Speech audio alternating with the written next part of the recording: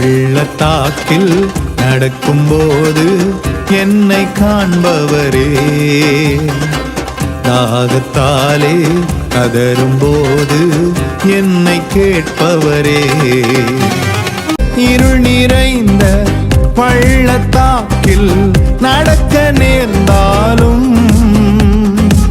கலங்க மாட்டேன், திகைக்க மாட்டேன், நீர் என்னோடுண்டு. சோர்ந்து போகும் நேரத்தில் பலனை தருகின்றீ, சத்துவமில்லா வேளையில் அதை பெருகச் செய்கின்றீ. பலனடைந்திடுவே, உயர பறந்து